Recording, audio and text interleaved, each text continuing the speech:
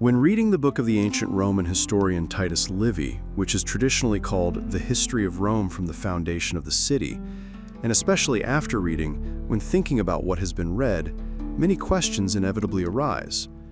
First of all, on what basis can we consider as a historical work, and moreover as a great historical work that has retained its glory over many centuries, a book that clearly does not meet the requirements for any serious research in the field of history? The meaning of any serious research in the field of history, as is known, is to, by comparing and analyzing the facts and events of the past, discover the patterns that unite them, economic, social, political, and on this basis ultimately establish the special place that a given society in a given era occupies in the general development of mankind. It is quite natural that the patterns discovered in this way will characterize society the better, the more fully they reflect the original deep layer of human existence, self-reproduction in the process of labor, the relationships that arise from it, and the conditions in which it is realized.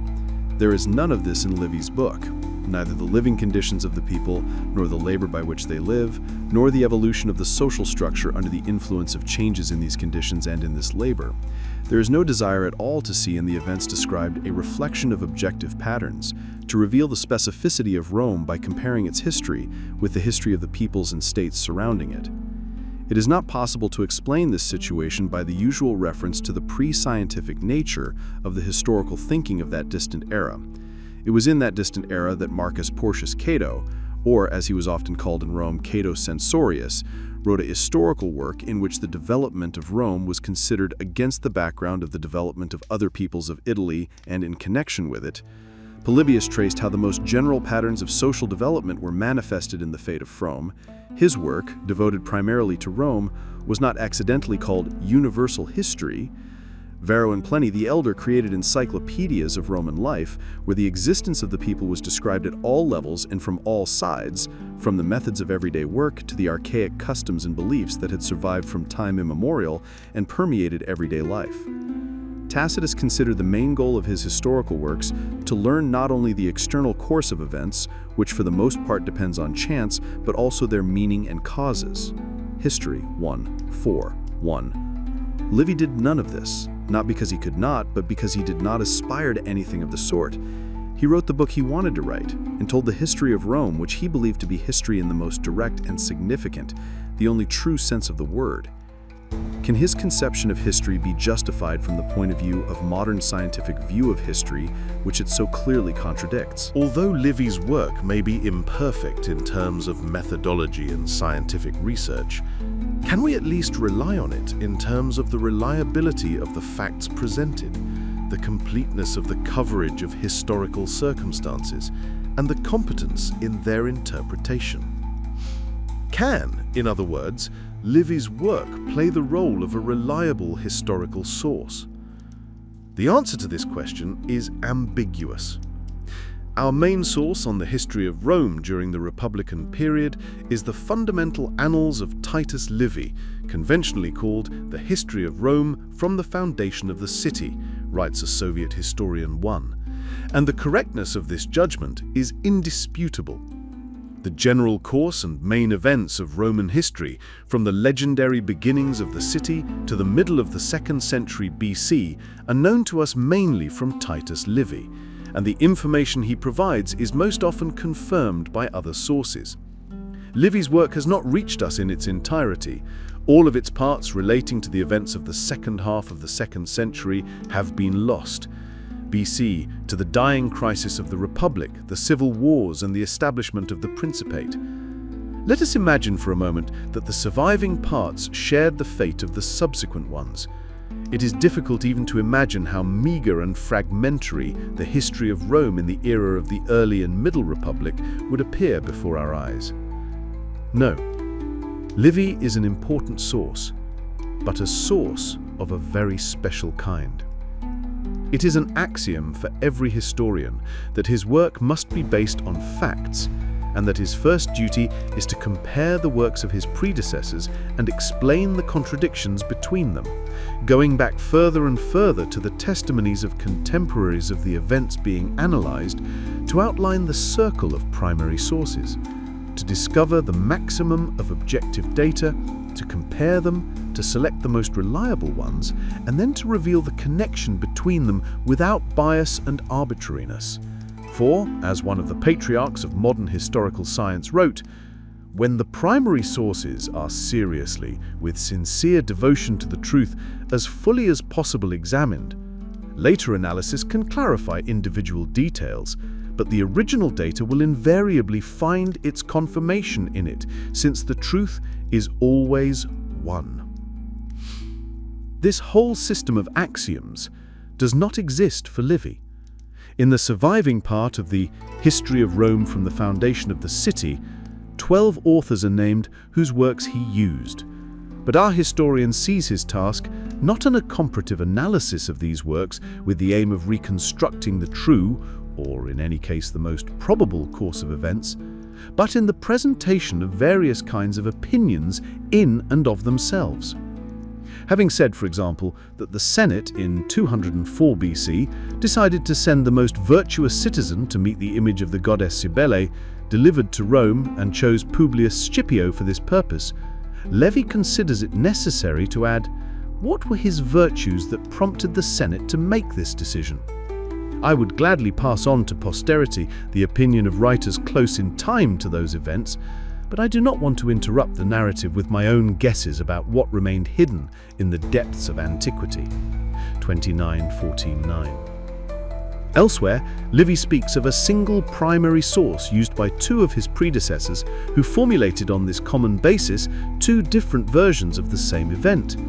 Livy knows this primary source, but he refuses to interpret it independently to determine the more probable version. The idea that the truth is always one is clearly alien to him. A similar attitude determines Livy's method of work. It consists of compiling the works of his predecessors, sometimes without even trying to smooth out the seams between them, and arrange his excerpts in a well-thought-out order. Thus, in his account of the war that the Romans waged in Asia Minor and Greece against King Antiochus in 191, Livy follows Polybius.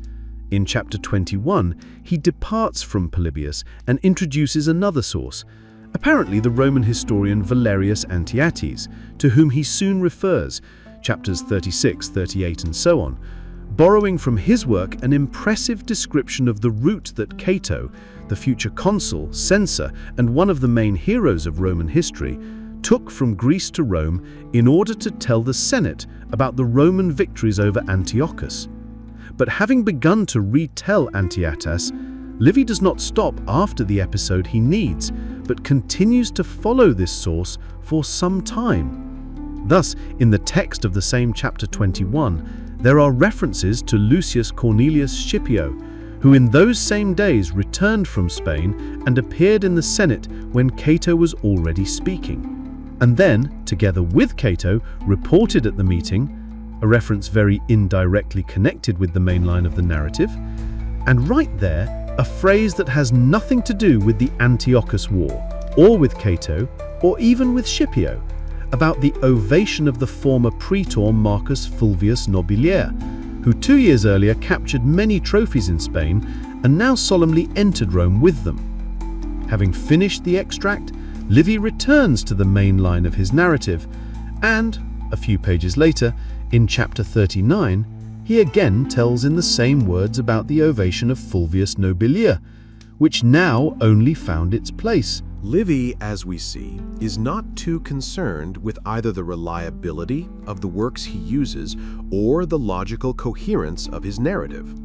But this is not enough.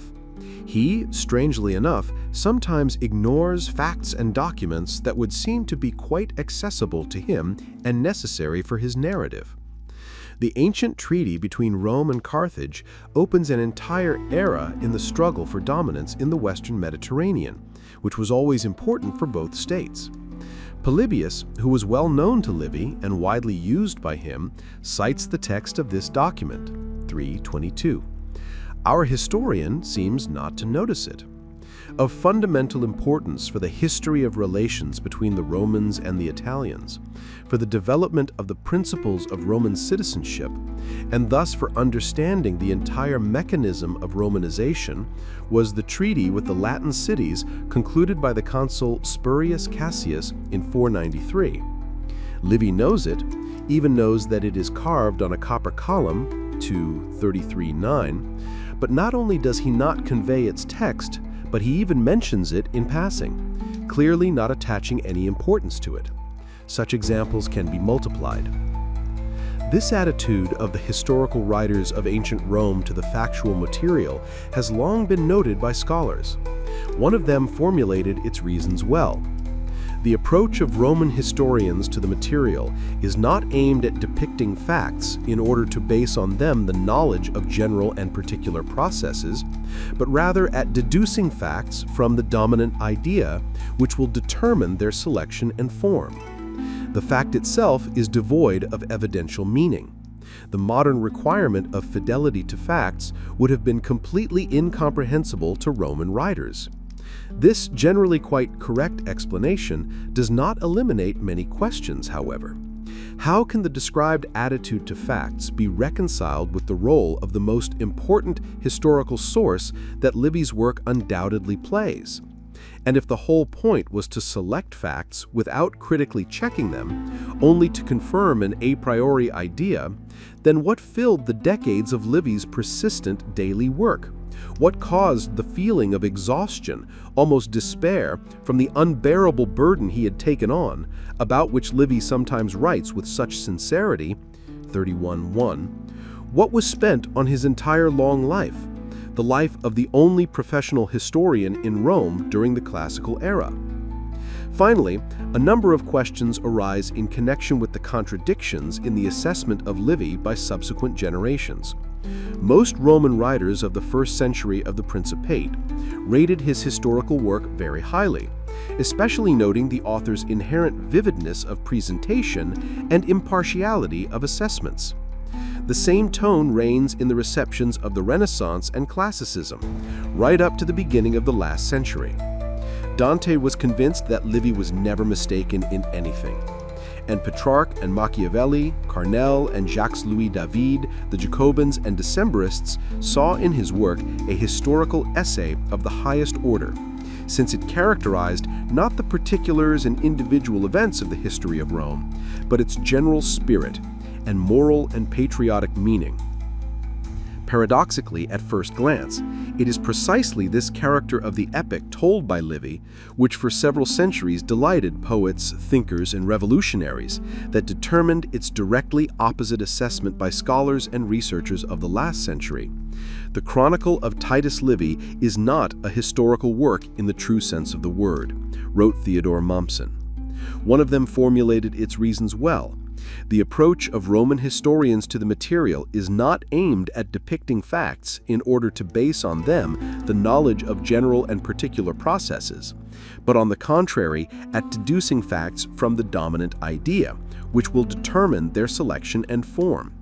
The fact itself is devoid of evidential meaning. The modern requirement of fidelity to facts would have been completely incomprehensible to Roman writers. 4. This generally quite correct explanation does not eliminate many questions, however. How can the described attitude to facts be reconciled with the role of the most important historical source that Livy's work undoubtedly plays? And if the whole point was to select facts without critically checking them, only to confirm an a priori idea, then what filled the decades of Livy's persistent daily work? What caused the feeling of exhaustion, almost despair, from the unbearable burden he had taken on, about which Livy sometimes writes with such sincerity, 31:1, what was spent on his entire long life, the life of the only professional historian in Rome during the classical era? It is hardly reasonable to try to resolve the contradiction that thus emerges in an alternative way, to choose one of these points of view as correct and to reject the other as incorrect. The Renaissance, Classicism, and the Enlightenment are deeply rooted in ancient culture, permeated with its spirit, and the foundations of a genuine understanding of the history of Greece and Rome were laid by the people of these eras. They can and should be trusted. But no less trustworthy are the conclusions reached by positive science over the last century and a half, based on data from archaeology, epigraphy, onomastics, historical statistics and demography, the history of religion, and comparative linguistics. Conclusions that have undoubtedly forced us to take a new look at the events described by Livy and the general character of the epic he told.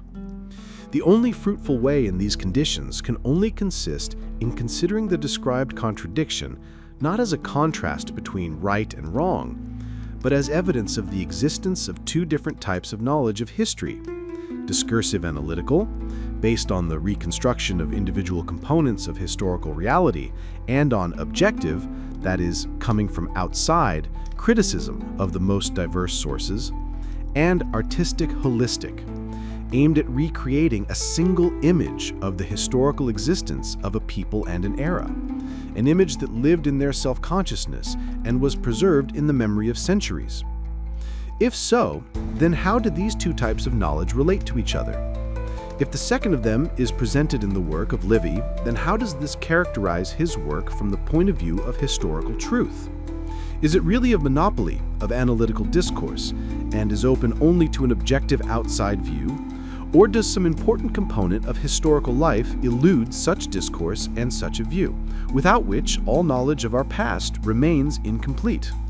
In literary studies, it is customary to regard the prologues to the works of ancient historians as a tribute to the rhetorical tradition, and to consider that they do not so much express the author's intentions and thoughts as combine a number of common, stable motifs. In the case of Titus Livy, the situation is more complex. Formulating the tasks of the planned work in the prologue, he wrote, "I would like every reader to reflect, to the best of his ability, on what life was like, what morals were, to what people and what way of acting, whether at home or in war, the state owed its birth and growth.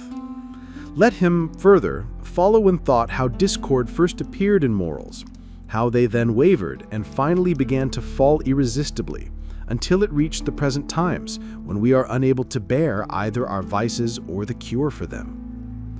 The idea formulated here, according to which the expansion of possessions and the accumulation of wealth led the Romans to moral degradation, all this together caused civil strife and wars, and finally the dying crisis of the Republic, can indeed be considered a commonplace of Roman historiography. It was known long before Livy. A decade before him, Sallust based his works on a similar theory of moral decline. Half a century later, Pliny the Elder, and another half-century, Tacitus. However, if we translate the reasoning of Livy, his predecessors and successors, from the language of ancient rhetoric to the language of scientific analysis, we will find before us not a set of rhetorical figures, but an extremely generalized but quite objective description of a real historical process: the emergence and development of the crisis of the Roman civil community in the 2nd–1st centuries BC. And Livy in his work strove, albeit in a rhetorical manner, to reflect this process. In addition to this task, however, Livy formulates in the same prologue a super task: to distract ourselves from the spectacle of disasters which our generation has witnessed for so many years, and to immortalize the exploits of the people who rule the earth.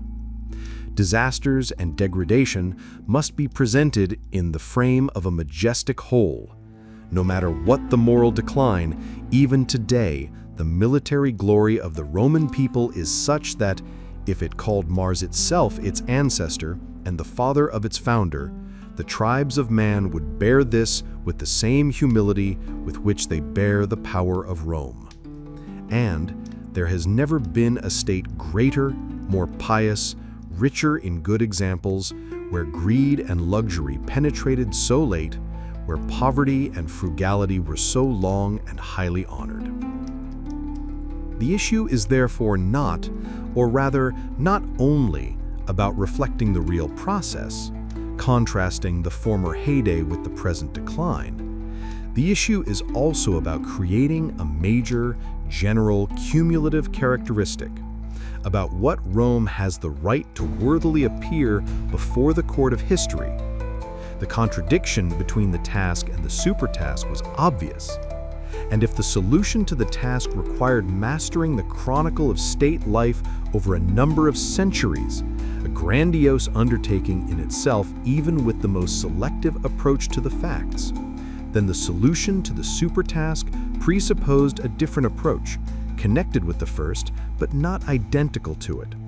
The creation of a single, monumental image of the Roman people, its state, and its history presupposed, in addition to the chronicle, an epic register of narration. Belinsky was right in seeing in Livy the true and original Homer of the Romans. The coexistence of two narrative registers in the history of Rome from the foundation of the city, chronicle and figurative, and the author's focus on the second one can be felt at the very first reading.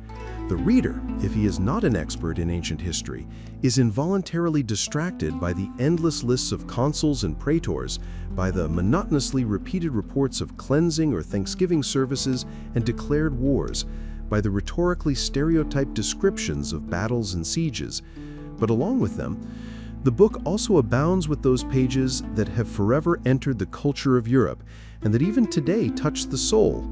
Large, sharply outlined figures, the first consul Brutus, Camillus, Scipio the Elder, Fabius Maximus, scenes filled with deep drama, the suicide of Lucretia, the defeat and disgrace of the Romans in the Caudine Gorge, the execution by the consul Manlius of his son who violated military discipline, long-remembered speeches, the tribune Canaleus to the people, the consular, as they called in Roma a person who had once been consul, Flamininus to the Hellenes, the commander Scipio to the legions. The feeling of such a duality of the narrative has objective grounds. The work of Titus Livius arose at the intersection of two historiographic traditions, pontifical annals and junior annalistics, and each of the noted tonal and stylistic registers goes back to one of these traditions. The priests pontiffs kept special calendars in Rome in which the main events that occurred on a particular day or the texts of state documents published on that day were briefly recorded. Gradually, these calendar entries formed a kind of chronicle of the official state and religious life of the city, the so-called Great Chronicle, which was published in full in 80 books in 123 by the pontiff Publius Mucius Scaevola. The Great Chronicle has not survived to this day, but many ancient writers left more or less detailed reviews of it, making it possible to judge its content and style. The main thing in it were lists of officials, magistrates, and a chronicle of memorable events. Special attention was paid to natural phenomena from the point of view of their influence on the harvest and based on the possibility of interpreting them as an indication of the will of the gods. The pontiffs kept their records strictly chronologically and only named events, without describing them. Their style was extremely businesslike and harsh, without any literary embellishments. The chronicles of the great pontiffs, wrote Cicero, are the driest books that can be. The chronicle register of Livy's story is oriented towards the canon of the Great Chronicle. The historian himself did not hide this, 43, 13, 1, 2. And numerous scholarly studies of modern times have led to the same conclusion, 17. In most of the surviving books of the history of Rome from the foundation of the city, the description of the events of each year ends with the election of magistrates and the ritual procedures of the priests. Each following year opens with a message about the magistrate's entry into office and the distribution of provinces, about conscription into the army, purification rites, and the reception of embassies. Upon completion of these affairs in the capital, the consuls leave for the provinces assigned to them, and the narrative turns to circumstances and events outside Rome, and at the end of the year, the next cycle of official events is briefly characterized. A good example of such a chronicle can be, for example, chapters 8 and 9 of Book 32, and much, much more. But the chronicle of the life of the city did not in itself add up to an epic image of the people ruling the earth. It was located somewhere deeper than the empirics and required a different type of narrative. It too was prepared, this time by some of Livy's predecessors who had created a historiographic tradition in Rome that coexisted with the annalistic tradition and gradually supplanted it. This tradition was called annalistics in the history of literature. It included historical works that have survived only in fragments, but are also known to us from numerous later reviews and references. Livy made extensive use of these works and, following his usual method, compiled the history of Rome from the foundation of the city from many of them. For example, he refers 7 times during the first decade to the annals of Licinius Mather, who lived in the first half of the 1st century BC, and in his work, which consisted of no less than 17 books, told about the events of Roman history from Romulus to his time. Livy used another annalist, Valerius Antiotes, even more intensively when describing the Second Punic War.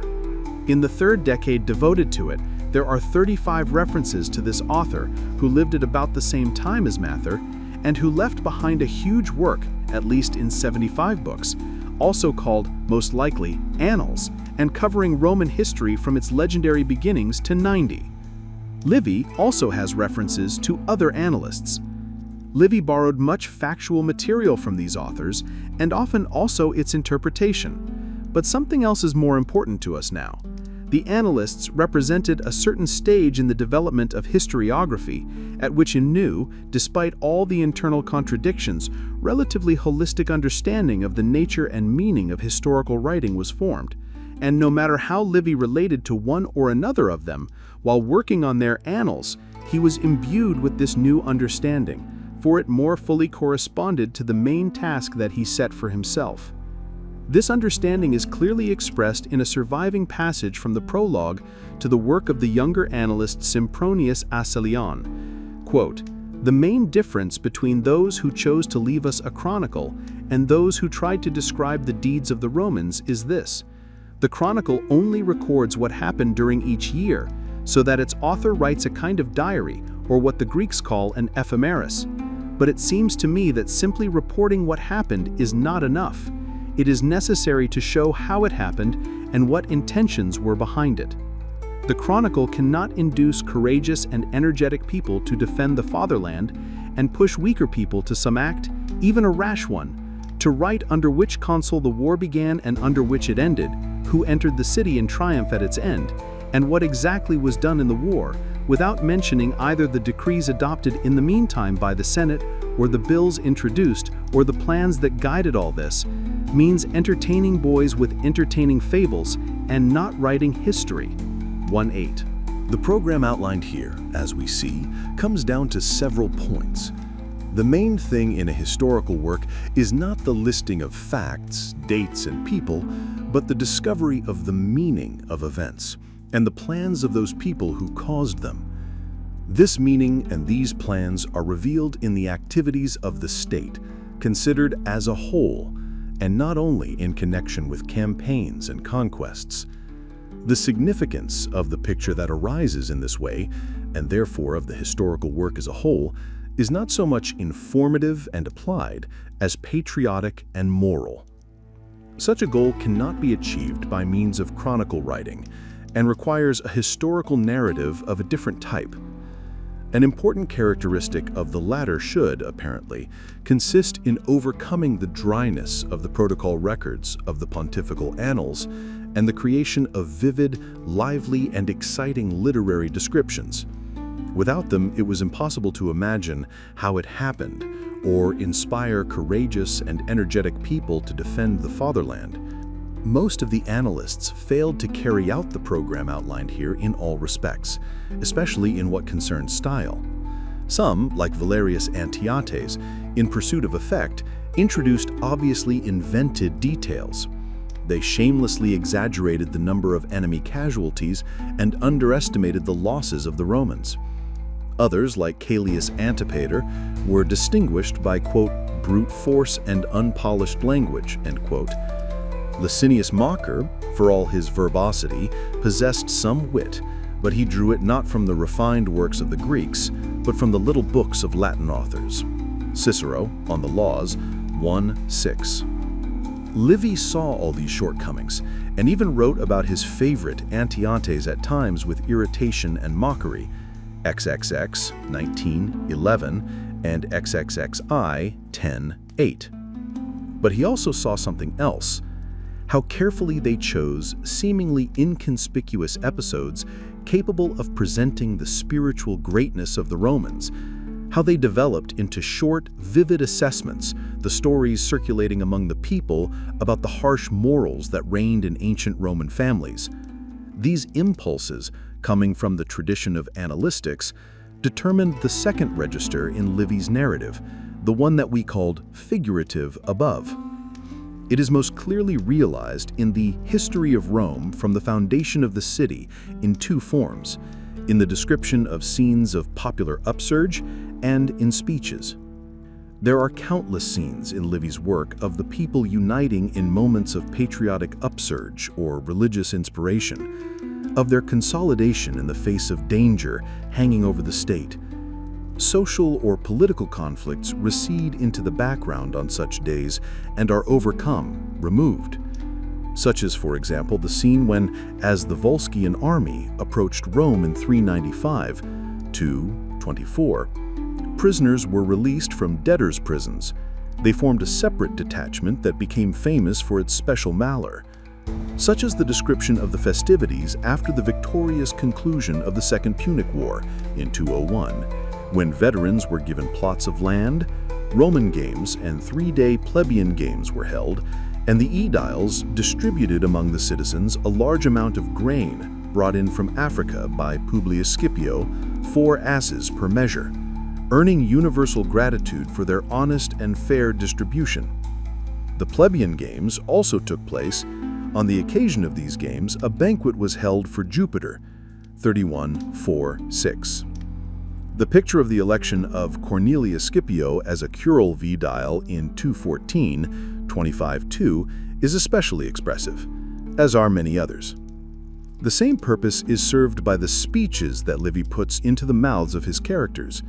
The 35 surviving books contain 407 speeches. In all the 142 books, there must therefore have been 1,650 of them, and they occupied at least 12% of the text. The speeches form an immediately perceptible, important element of the narrative, not only by the place they occupy in it, but above all by their significance, generating that impression of an elevated, generalized, idealized historical reality that Livy sought to create. To experience this impression, it is enough to reread, for example, the speeches of Furius Camillus to the people about the inadmissibility of moving the capital to Veii, 5:51-54, or the speech of Fabius Maximus against Scipio's plan to open military operations in Africa, 28:40-42.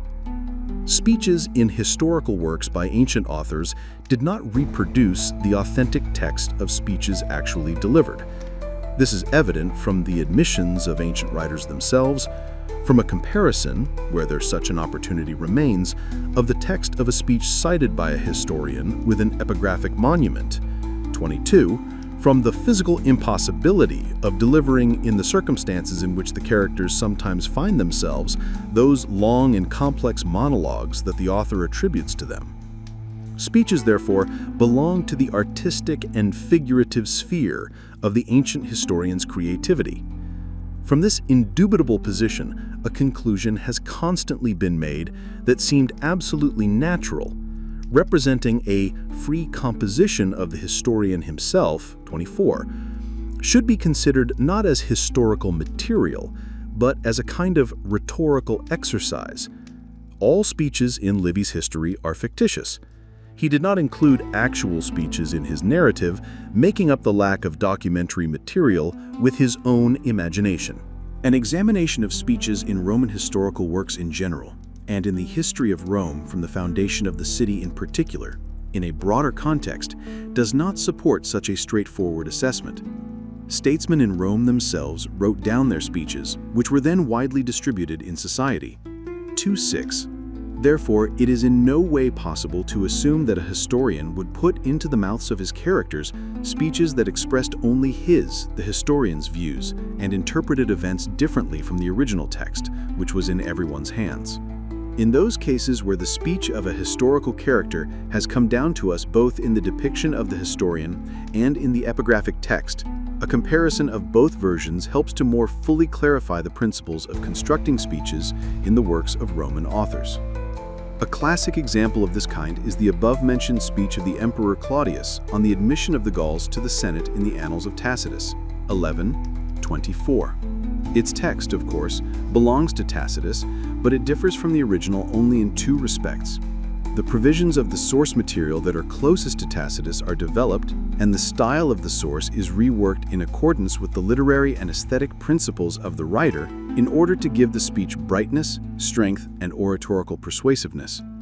The general idea, the main argumentation, and, as far as can be judged from the badly damaged epigraphic text, the structure are preserved. A reworking of this kind was in no way the creation of a fiction in place of a real speech. The opposition of fictional and real, imagination and documentary material is abolished here. The authentic voices of the past are recreated, but in the only form that, in the eyes of the Romans, gave meaning to the very preservation of the memory of a person or event in a perfect artistic form, 27. For only in this way did their image become more durable than copper, 28. That Livy viewed the speeches of his characters, that he recreated in precisely this way, is evidenced by his own words and the assessments of other Roman writers, and a comparison of the adaptations he created with other sources also shows. Having mentioned the speech of Cato Censorius in the Senate in 167, Livy writes that since this speech has been preserved in written form and is included in the 5th book of Cato's Beginnings, he does not want to recreate a likeness, simulacrum, that is, an image, a ghost, a copy in another material, of the eloquent man retelling the speech he delivered. XLV 25:3. The connection between the retelling, that is, the stylistic processing of the speech, and the recreated image of its author is established here directly. Quintilian spoke about the same connection. It is simply impossible to express to what extent Livy's speech corresponds to both the circumstances and the image of the person. Cicero, Letters to Atticus 4:2. Ibid 6:3. XLV 25:3. How all this looked concretely can be judged on the basis of the following episode. In 188, the People's Tribune Petilius brought an accusation against the Scipio brothers, claiming that they had appropriated 500 talents of silver received as a contribution from King Antiochus after the Romans' victory over him. Lucius Scipio was listed as the commander of this campaign, but the purpose of the accusation was to compromise not so much this rather ordinary senator as his famous brother Publius, the conqueror of Hannibal. Therefore, it was not Lucius, but Publius who spoke in response to the tribune's accusation in the People's Assembly. By chance, the assembly fell on the anniversary of the Battle of Zama, in which the Romans, under the command of Publius Scipio, inflicted a decisive defeat on Hannibal. The text of the speech is known from a later account, Aulus Gellius Attic Nights 4:18-3, which, however, as one might assume, goes back to a source close to the events and looks as follows. I recall, Quirites, that today is the day on which I defeated the Carthaginian Hannibal, the sworn enemy of your power, in a major battle on African soil, and thereby granted you victory. Let us not be ungrateful to the gods. Let us, in my opinion, leave this swindler, i.e. the accuser, the tribune Petilius, here alone and go quickly to thank Jupiter the most good and great. Now, let's see what Titus Livius turns this text into. The accused, summoned to court with a large crowd of friends and clients, passed through the middle of the assembly and approached the rostra. In the silence that followed, he said, "Tribunes of the people and you, Quirites, this is the anniversary of the day when I happily and successfully fought in open battle in Africa against Hannibal and the Carthaginians. Therefore, it would be fair to leave all lawsuits and quarrels for today. I will go from here at once to the capital to worship Jupiter the most good and the greatest, Juno, Minerva, and the other gods who guard the capital and the fortress, and I will thank them for having given me on this day and many other times the wisdom and strength to serve the state sufficiently.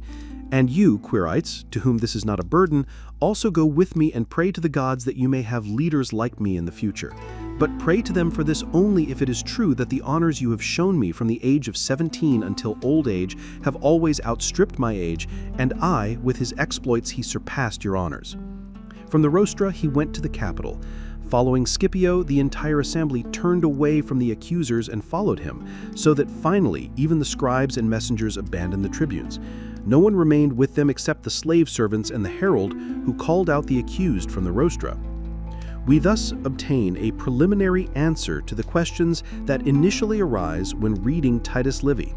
The quoted statements, the unevenness of the narrative, in which pathetic speeches sound alongside dry chronicles, pictures of the unity and spiritual uplift of the people unfold, the historian's attitude to his work as an artistic sermon of patriotism and loyalty to Roman glory. All of this explains both the limited scope of the material and the selective attitude to the facts, and sometimes inattention to them, and the shortcomings discovered in Livy's work by scientific criticism of modern times. He pursued only one goal: to create a monumental image of the Roman state in its historical development, calculated for centuries, and discarded everything that was not directly related to this goal. But in order to understand and evaluate a historical work oriented in this way, it is important to determine the origin and meaning of this goal itself, to present the history of Rome in the form of an image of its people and state. If such an attitude reflects the subjective tastes of the author and the peculiarities of his artistic talent, then it belongs entirely to the literary stylistic sphere, and the knowledge of history as such, the factual accuracy and completeness of the material, are sacrificed to it. If the attitude to the creation of a generalized artistic image of the people and the state is conditioned by the objective character of the era that formed Livy in his epic, is conditioned by the historical experience he lived through biographically, that is brought to life by the history of Rome itself, then the figurative structure of the book is a product and reflection of this history, and, consequently, a special form of its knowledge.